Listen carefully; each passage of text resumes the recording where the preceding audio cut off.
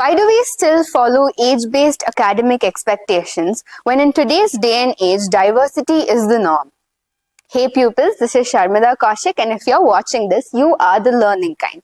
This is brought to you by Perpetual Pupil, experts at learning and development, currently focused on bringing new perspectives to education. We have Tulasi today, who is an educator and a counselor, and is passionate about inclusive education. She is reimagining student well-being. Let's hear more about it from her. Hi, Thulasi. Hi, Sharmida. Hi. Excited for the rapid fire round? I think I'm prepared. You're prepared. It's a question I ask every guest, and this is the answer I get. So I think the first question is, how would you define your approach to education? The word that comes to me is inclusion. Soon after comes passion, because without which you can't really work on inclusion. Yeah, that's nice. What's the most valuable lesson you've learned from your students? That excited curiosity that they have about everything, the joy of learning. There's that spark when you talk to them about I taught primary, so when you talk about anything new, there is this light that goes up and the face is like, oh, okay, what are we going to learn today? That gets me going every time. And every time I'm down, I try to bring that curiosity inside of me so that I'm excited about what I'm wanting to learn or do. Nice. A favorite book? Reflective Teaching for Primary Teachers by Andrew Pollard. Mm-hmm. One thing that you'd change about the education system today? I think it would be exams. Really? Yeah. I think when I say exams, I'm not saying let's just scrap exams. I'm saying let's reduce it. There are countries where you don't have exams till you're about 11. That will be your first exam. I think we do it excessively. Most schools, they have more than 2 exams a year. And I do feel that's a lot. Semester per semester. Yeah. Any book you'd recommend and say that every teacher should read? That's the one. That's the one? Okay. Reflective Teaching. What is a personal mantra that you follow? There are 2 actually, which coexist. One is, this too shall pass. Mm-hmm. Another one is, what's the worst that could happen? Which is a favorite book of yours? It's called Jonathan Livingston Seagull by Richard Bach. This is a story of a seagull who tries to fly farther than seagulls can actually fly. I used to think, as a girl growing up in the 80s, that it's impossible for some of us to do all the things. After reading this book, I felt that limitations are only there for us to see as challenges. So this seagull tries and tries again. Everybody laughs at him. They say, your wings are really short. You cannot fly over to that cliff. But he just doesn't listen to anybody. He just keeps flapping his wings and he keeps trying. He flies farther and farther every time he tries. And then finally he reaches it. So he defies all odds. So for me, I found it as an inspiring book. A friend of mine gave it to me for my 15th birthday. And when I read it, it was the right time, right? You're going into grade 10. And I was like, right, nothing is impossible and nothing can stop me. So that's something that I remember fondly. And a lot of young people have got it as a gift as well from me. So that's that. Any other specific childhood instance that influenced your career choice? I think some of my teachers. We had some really fantastic teachers. In terms of kindness and being nurturing, my very early teachers, Miss Bashrat comes to mind. She was my grade 2 teacher. I cried a lot when she left the school. Even though she wasn't my teacher anymore, we'd moved into the next grade. But when she left the school, I was in tears because I think her presence was very nurturing. I must have been like 6 or 7 at that time. In the later years, definitely a lasting influence was Mrs. Bhavani Chandrasekhar. She was my English teacher. She was really kind, and there was also something about her that would make us all want to study, want to learn English. She would make every class really special. And she would pay attention to the nuances of everything that she was teaching. If it was handwriting, that was actually a class. We had a handwriting class then, right? It was supposed to be very important. And when we were trying to do the loops, she would pass by and she was just gently correct it. You know, she would have a pencil in her hand, gently correct it. And that kind of gentle presence that was nurturing and inspiring, we found her to be like that throughout her life. And all of us kept in touch with her until she passed away. Unfortunately, she passed away really young. But yeah, all of us, she used to write letters to each and every one of us after we graduated. And she was a primary teacher. And yeah, she's a very big influence on me. She came back into my life after I finished my college as well. And she inspired me to go into special needs. Wow. Yeah, another teacher is a geography teacher. She's Mrs. Chandra Ravikumar. She used to bring samples. It's not anything new that we don't know now, right? But for those times where we only had encyclopedias and books and anything to do with experiential learning. Right.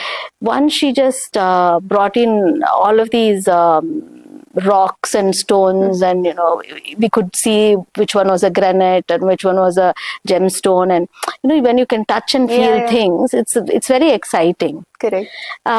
She made geography into a science lesson, if you know what I mean. It was only the science lesson where you get to experiment with chemicals and things like that, but she made it so special. And every time she described how a country's terrain looks, it was visually very stimulating for us. It would just be a line drawing on the blackboard for those times. It wasn't your virtual board or PPT or anything. But we didn't have those in our times. So when that can happen, what else would a child need, right? This teacher who comes, who really inspires you to learn, motivates you to learn. And geography remains one of my favorite subjects till now. Yeah, I can see that you already had a very inclusive kind of education growing up. But was there a shift in your idea of education when you worked in UK, when you taught in the UK? Yeah. So when I studied, I did a postgraduate certification in education. When I studied in UK, I came across different teaching styles, which were mostly tailored to the students in each class. So the idea is to look at who the children are in your class and look at what you're teaching and how can you adapt your teaching to the children in your class, whether they're children from different economic backgrounds or, you know, different languages or different cultural backgrounds. So UK has students coming from many different countries and their backgrounds are all different. To be able to understand the population you're teaching gave us an edge in terms of knowing where to start. What would be difficult for some children, because you might have seen them for maybe 6 months or a few months, and then you know, and then you change the way you teach. It's not just that, oh, there is this chapter in the textbook and let's just teach it. That would be just one size fits all. But here you're thinking about, hang on, there is that little kid who perhaps can't understand the vocabulary I'm using. So am I going to support that child? That was very different from what I had learned in my childhood as a student. Yeah, we have very chronologically age-appropriate standards in education, right? So how important is it for schools to move ahead from age-specific expectations and integrate more inclusive methods? See, where do age-specific expectations come from? I'm not sure whether all of these expectations were initially based on Indian students. Right? There will be some global report about something, and then we adapt it and adapt it. It might not work for our population. So I think we have some excellent government documents that we have. The national curriculum in India also, which gives some very important recommendations. I sometimes wonder whether we read them, right? Because they're nice. They have been adapting them and changing them to the students that we have currently. And the fact that we use smart boards now, it needs to be adapted again to the needs of the student in your class. If there is a child that is ahead, chronologically ahead of their peers, perhaps you can give like an extended lesson for that child. I remember as a teacher, we used to have, I'll use a maths example because it's the easiest. I used to have 3 levels of sums on the board. So the children, I would never say this is for this set of students. I would just put them up. They don't know what the levels are, but they know what they can do and can't do, right? There's an innate feeling. So they'll start somewhere, and there are children who might find maths difficult who will also attempt a hard question because it's out there. You're giving them the possibility of them learning more. So it's not like I would give an example on the board and expect them to just do all the sums, from 1 to 10. Nice. If there's a challenge up there, there would be like a challenge section, which would be probably a little advanced for the class. But children would attempt that. So it makes it very exciting for them. Yeah.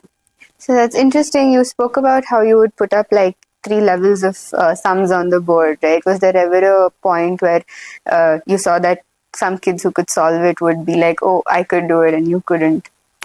So the idea is not to say who can do what. So they challenge themselves.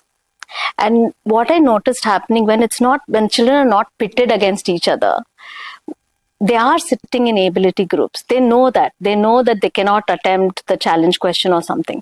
But once they finish, they used to sit in these cluster tables, right? Like 4 together, 5 together, depending on the strength of the class. Once they finish whatever section they can, they'll go and sit next to somebody else who's trying something else. So what happens, a lot of peer learning also happens with that.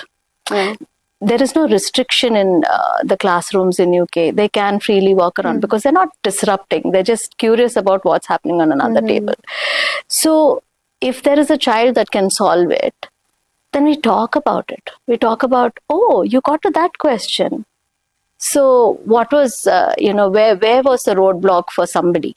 If there's one child that stopped at a sum because they couldn't do it. Okay, where was the roadblock? And then we would say like, okay, how can we help Suresh or something? That's very nice. As these children are challenging themselves and, working on the 3 levels or going forward more ahead than what they're actually capable of right now, is there ever a time when going to the next grade is like doing the same sums you did in the previous? No.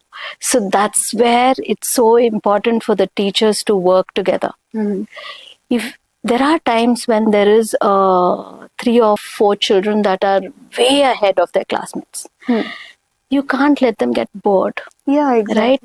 Just like you're supporting the children that are not at age-appropriate levels in reading, writing, and maths, you can support the ones that are really doing well as well. You tend to give them something maybe from the next grade, but not necessarily. So there is something of a next level, but there is also an expansion in the same level, right? Let's say a child has learned to write sentences. I'm trying to give an English example so that people who don't like maths will not get annoyed, because I tend to get annoyed with maths as well. So let's say a child can write sentences and starting to write stories. So you inspire them to go to the library and get books that they can read. What happens then is it is sort of inadvertently motivating the others oh, if I try to finish what's on the board, I can go and get a library book too. Right? So there is that. So when these children get library books, we are giving this, I'm not expecting them to write stories already. I'm saying the sentence formation that you just learned, like for example, if you're teaching them verbs, right? Can you find all the verbs in this book? Yeah. So I am not teaching them something, for example, I'm not teaching them adjectives or how to write a story, which probably comes after 3 months or 6 months. What I'm trying to do is to expand that knowledge, saying, okay, this is what a verb is in a sentence. How does it look like in a book? Okay. And how does that help me understand these stories? What is the unique task that a verb or a noun is performing in the book to make it an interesting story or an interesting piece of writing?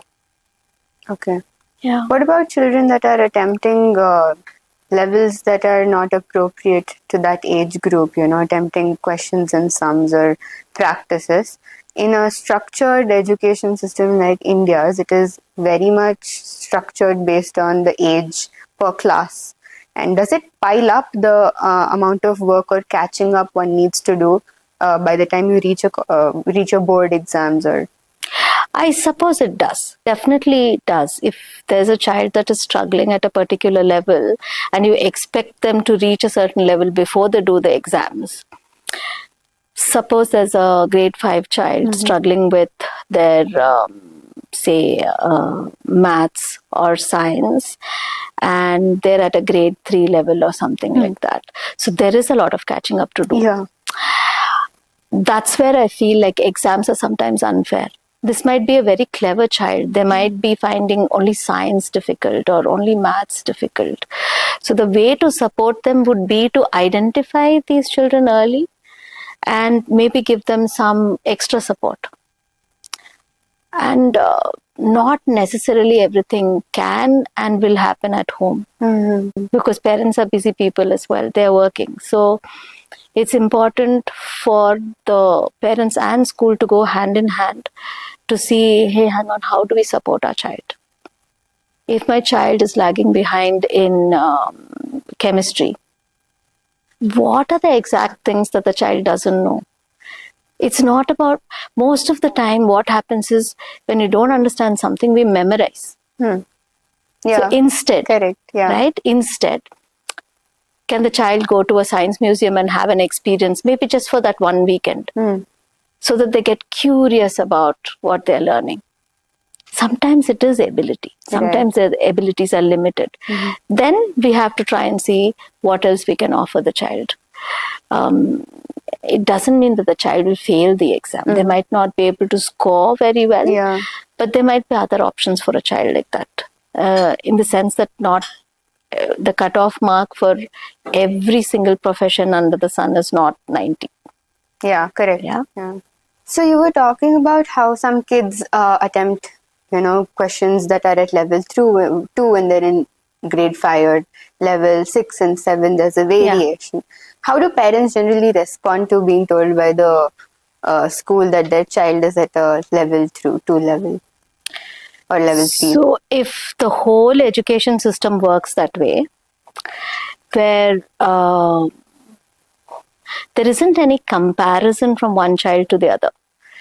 When the parent comes to meet a teacher, they are specifically told this is the level that the child is working at, and perhaps because they're in grade 5, they need to catch up on certain topics, or but then in UK it's the responsibility of the school equally to catch the children up. Yes. So what happens is that's where all of your additional staff comes in. There will be supporting staff, like assistant teachers, who would take the child out of the class and help them catch up.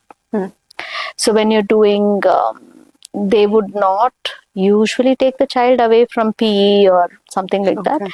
In a maths class, when you're teaching them something that the child can't learn, say I'm stuck on subtraction, but the class has moved on to division. But division we will visit again, right? The next term, there is a revision of it. Yeah. So the child can catch up.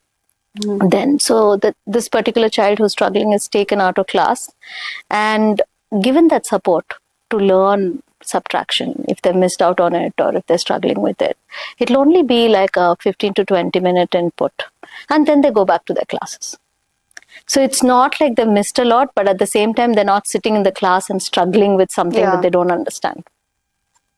Yeah. So I think that's also a good way to support children without telling them somehow and struggling with something that they don't understand. Yeah. So I think that's also a good way to support children without telling them somehow they are less able or. Okay. They take it in their stride.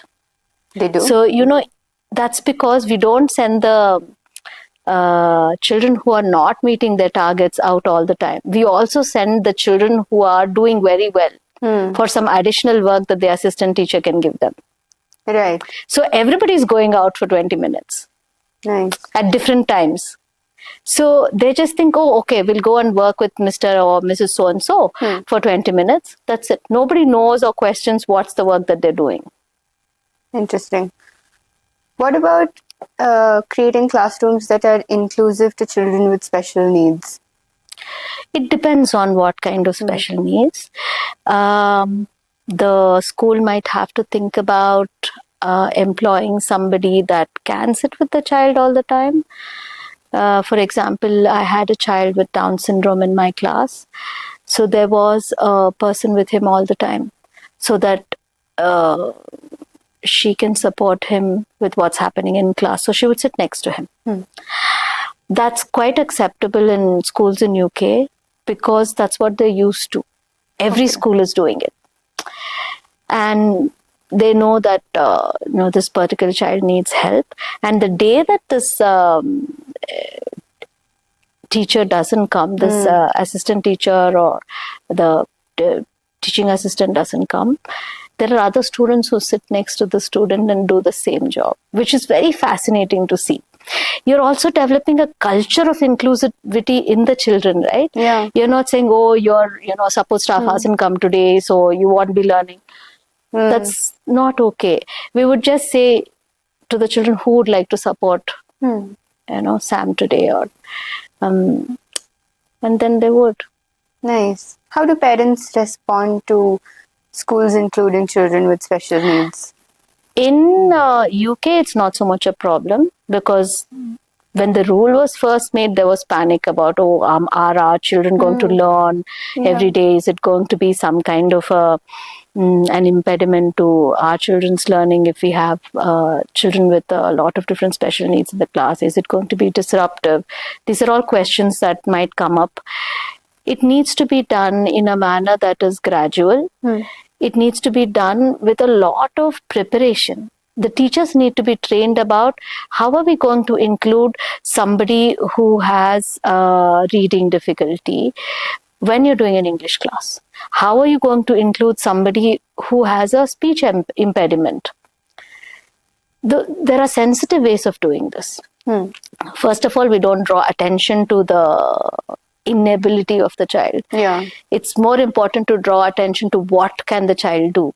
So the focus shifts from what the child can't do, with which the child is getting support anyway, right? They're going to the resource room, getting additional help. But whatever the child can do, for example, many students who can't read are quite good at science. So in the science class, they will shine. That's their time. So the balance shifts, right? So it's important not to use labels. Right, okay. And say, this child is a special child. It's also important for the teachers not to use that kind of vocabulary. Okay. To just say, Rachel finds this difficult, you might find PE difficult. We all have varying abilities. Even in a society, you cannot have people that are all the same. We are not robots. Correct, yeah. Yeah, if I can cook well, somebody can write a story. So it's about celebrating what we can do and not focus all the time about what we can't do. So having classrooms that reflect the real nature of society in general, is that what an ideally inclusive classroom looks like to you? It is so important, right? What are schools doing anyway? you're giving them the basic skills of reading, writing, maths. And you're also preparing them for the life that they are supposed to face out in the society. So that's the focus they shouldn't lose. A person who cannot read might be excellent with their hands. It doesn't mean he will not get a job. So why are we stressing, oh, you should be able to read, 60 pages in 2 hours? Why? Yeah, That might not be required at all for this individual. Schools can do specific steps that teachers can take to facilitate more inclusive classrooms? I think it's already happening, but if it's not, the first thing is to change the attitude that we have around students with different abilities. To sort of emphasize that there is more than one type of person. There are children with intellectual impairment who might not be able to do well in academics at all. It's okay. What happens if you still have them in the classroom? Okay. It helps the social development, right? You might not get that child to be age appropriate in maths or reading or writing skills, but you're getting them to be age appropriate in social skills. Okay. Which is also supportive in many ways. Where would you say that this shift in changing attitude or shift in attitude begins? Schools, parents? With the knowledge that we can do it. Okay. There's a lot of pressure on the teachers to meet certain deadlines, be it finishing a textbook. The way I understood education is that it cannot be limited to one textbook per subject. It's much more vast than that. What would it be like to not have textbooks? Because primary schools in UK don't have textbooks. Right. So to start by saying that, okay, this 100 pages needs to be completed this semester, rather than that, to look at, okay, what are the skills that the child is learning? If the child is not able to learn in the classroom, can I teach it another way? It requires a lot of support to the teacher as well. Yeah. The teacher needs to get that support from the management. They might need to be retrained. They might be needing additional, professional development hours to catch up with what is happening in the world, to learn these techniques. If the teachers provided all that, I'm sure any teacher would want to do it. Yeah. For them, the pressure is about piling up the work and still expecting them to complete everything on time and make sure that all the students get 100 on 100. That's an impossible pressure, isn't it? How far do you think we have come to building inclusive classrooms in India? There is a beginning. There is an intention by many schools. I don't think there is a check on whether, we're doing it right. How are we doing it? Why are we doing what we are doing? Assessment has changed. There is more formative assessment so that we can include co-curricular activities and sport, maybe art, look at the creativity of the children. I'm hoping that is helping the teachers to give students a wide variety of activities where the children can do the same learning in different ways. So if you're going out into the garden that is close by, pick up leaves, be curious about the patterns. Do those patterns relate to any of the maths that we have learned? Right? What is the science that you can apply? If it is plants and animals, is it any biology that they're learning? So structuring those sessions takes time, and the teachers would need to be given some extra planning time within the curriculum time. It's not like you'd go home and you work Saturday, Sundays, or you're, keeping the candle burning till 2 a.m. just because you want to have an inclusive classroom. That would be really terrible for the teachers. It's exhausting, right? They need to do so much planning and marking, and the the hardest thing in our schools here in India is the number of children in each class. For one teacher to look at 60 or 70 children and look at them as individuals is a lot of hard work. So if I have a class of 25, that's brilliant. So we need to see how we can divide that work amongst ourselves as teachers, and we can also see about how the teachers can be supported if you're the management. But also placing inclusive classrooms in the context of schools like in that of Indian education system that are structured around the idea that kids will at some stage attempt competitive exams, because entry to many different career paths begins with competitive exams and they begin to prepare for it from high school level.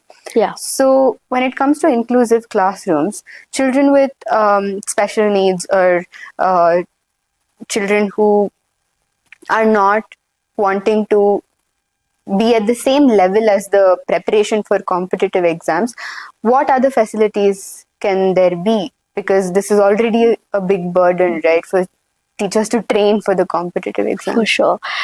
So I think if you look at classrooms, you can see that there are some children that are very academically oriented. That's what they want to do. They maybe want to go into medicine or engineering or something technical.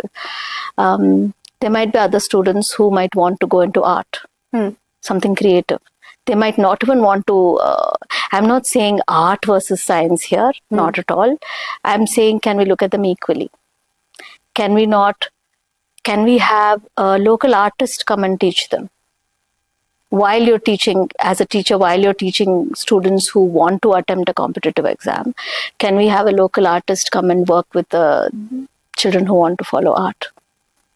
Right? It's a simple thing to do. I'm sure the local artist would be very elated to come. I'm not saying do it for free, but to get a chance to inspire children to see his or her artwork and what inspires them is giving these children an opportunity to say, hey, there are other careers out there. Not everybody wants to be doctors or engineers, right? Well, most of the engineers that I know are brilliant at theatre. So what does that say? If you were able to give them a career that can earn as much as an engineer can earn through art and theatre, then maybe that's a way to go forward. Okay. Some of the artwork that is sold across the world is sold for crores of rupees, right? I'm not saying everybody can become such an artist, but to at least say there is a possibility. Thank you so much for being with us so far. We've only begun to scratch the surface of what it takes to build truly inclusive educational environment. In part 2, we will discuss strategies of emotional well-being and ethical dilemmas that schools face. Please like, share, and subscribe. And until next time, don't stop learning.